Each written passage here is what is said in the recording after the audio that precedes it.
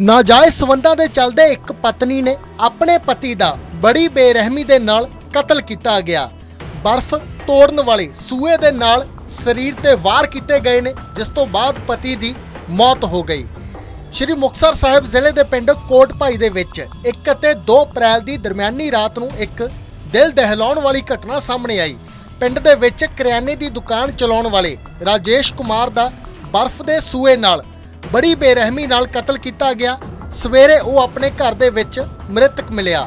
ਉਸ ਦੇ ਸਰੀਰ ਤੇ ਤਿੱਖੀ ਚੀਜ਼ ਦੇ ਨਾਲ 12 ਤੋਂ ਵੱਧ ਨਿਸ਼ਾਨ ਮਿਲੇ ਨੇ। ਸ਼ੱਕ ਦੇ ਆਧਾਰ ਤੇ ਜਦੋਂ ਪੁਲਿਸ ਨੇ ਇਸ ਮਾਮਲੇ ਦੀ ਤਫਤੀਸ਼ ਸ਼ੁਰੂ ਕੀਤੀ ਤਾਂ ਖੁਲਾਸਾ ਹੋਇਆ। ਪੁਲਿਸ ਦੇ ਵੱਲੋਂ ਘਰ ਦੇ ਨੇੜਲੇ ਸੀਸੀਟੀਵੀ ਕੈਮਰੇ ਚੈੱਕ ਕੀਤੇ ਗਏ। ਹੋਰ ਤਕਨੀਕੀ ਸਬੂਤਾਂ ਦੀ ਵੀ ਵਰਤੋਂ ਕੀਤੀ ਗਈ ਤਾਂ ਇਸ ਮਾਮਲੇ ਦੀ ਗੁੱਥੀ ਨੂੰ ਸੁਲਝਾ ਲਿਆ। ਜਾਂਚ ਮੌਕੇ ਸਾਹਮਣੇ ਆਇਆ ਕਿ ਰਾਜੇਸ਼ ਦੀ ਪਤਨੀ ਰਜਨੀ ਦੇ ਪਿੰਡ ਕੋਟ ਭਾਈ ਦੇ ਸੁਖਵੀਰ ਸਿੰਘ ਦੇ ਨਾਲ ਨਾਜਾਇਜ਼ ਸੰਬੰਧ ਸਨ।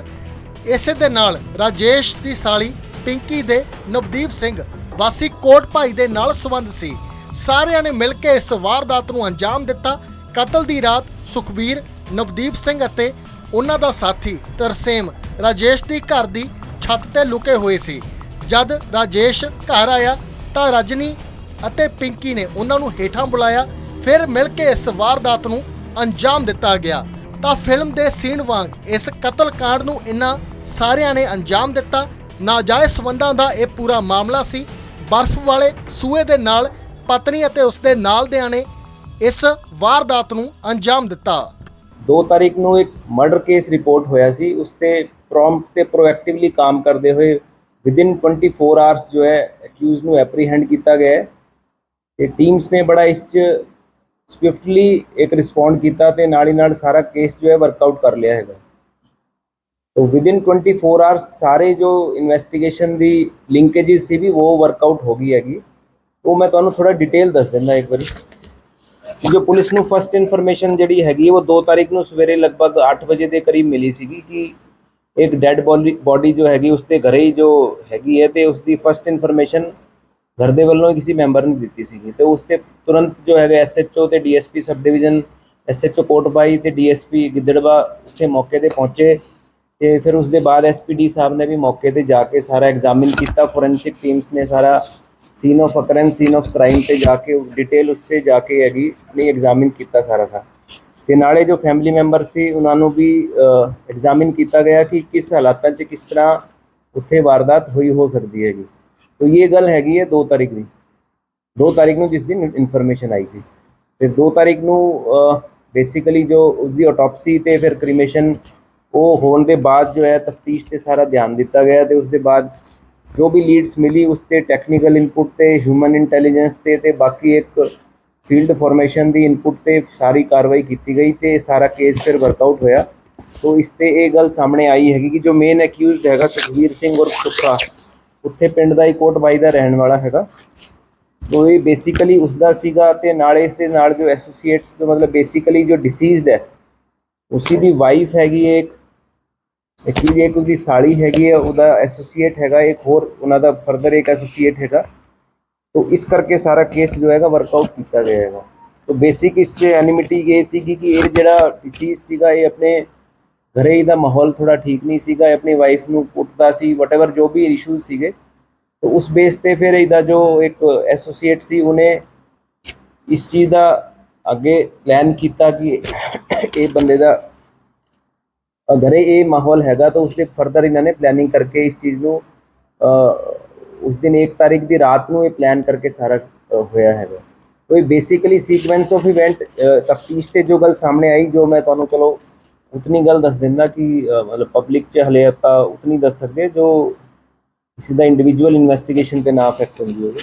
तो लगभग 12:30 बजे के करीब जो हैगा जो डिसीज्ड है वो किसी थां लिकर पी रहा सीगा तो उसके बाद ही अपने घरे आया लगभग 12:30 पौने 1 के करीब। तो ये जो सुखा हैगा ये उत्थे नियर बाय या उत्थे उसनू फॉलो कर रहा सी। इनू इन्फॉर्मेशन जब मिल गई कि हाँ ये घरे आ गया हैगा तो देवर मतलब ये उत्थे छिपे हुए सीगे जो उन्हों का घर सीगा उत्थे जो रूफ टॉप पे ये सारे छुपे हुए सीगे। लगभग जब 1-1:15 बजे की गल होएगी रात में तो इन्होंने डेलीबरेटली उस चीज़ नू करन लई CCTV जो सीगे उत्थे जो लगे हुए सी उन्होंने भी डेलीबरेटली बंद किया ताकि वो चीज़ कंसील हो जाए, पता ना चल सके। तो वो पुलिस ने बड़ा उससे टैक्टफुली टैक्नीकल एनालिसिस से वो चीज़ सारी आइडेंटिफाई की, सीक्वेंस ऑफ इवेंट किस तरह की रहा, डिटेल क्वेश्चनिंग जो हैगी इन्हों की की गई तो उससे सारी गल फिर क्लीयर हुई कि इन्होंने लगभग 1:30 बजे तो लैके और 2:30 बजे के बीच जो है ये सारा जो है मर्डर को एग्जीक्यूट किया। तो किस तरीके की कार्रवाई इस पुलिस ने जो की हैगी प्रॉम्प्टली, उस चीज़ की मैं अपनी टीम की शलाघा करता हूँ। तो इससे एक जो गल सामने आई कि जो मर्डर वैपन है वो एक जो आइस ब्रेकिंग जो आप सूआ कह देंगे नोकीला जो होंगे उसनों यूज़ किया गया और उस पर जो बॉडी ते इंजरी मार्क्स सीगे, एक तो नैक के कोल जो है जो ब्लीडिंग पॉइंट होंगे उत्थे वार किए गए थे, उसके एबडोमन च पेट से वार किए गए। तो कॉज ऑफ डेथ वो हैगी है। तो फरदर जो चीज़ इसकी पुछगिछ से आई कि ये बेसिकली इन्हों का रिलेशनशिप कोई ठीक नहीं सी, ये सैकेंड वाइफ सी। तो जो बायोलॉजिकल जो इहदा बच्चे ये 2 पहला है तो 2 हुण है ना, तो उस करके थोड़ा फैमिली का घरे माहौल ठीक नहीं सीगा। तो उस फ्रिक्शन ते ये सारी फिर आगे चीज़ डिवेलप हुई। तो जो सुखा हैगा ये वाइफ के नाल रिलेशन जो रीसेंट पास्ट ते कुछ 1 महीने के करीब लगभग सामने आए थे। तो उस गल ते फिर आगे फरदर अपन लीड डिवेलप की तो फिर सारा वर्कआउट होया कि ये कारण करके इसका मर्डर किया गया।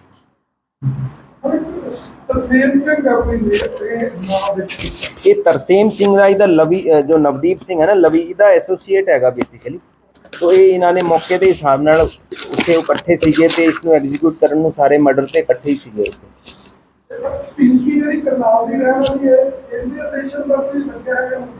ये इहदी सिस्टर ही है बेसिकली ना, जो डिसीज दी वाइफ है, उसकी सिस्टर है, साली है उसकी। ये वो इहदे घरे ही रहिंदी सी। हाँ जी।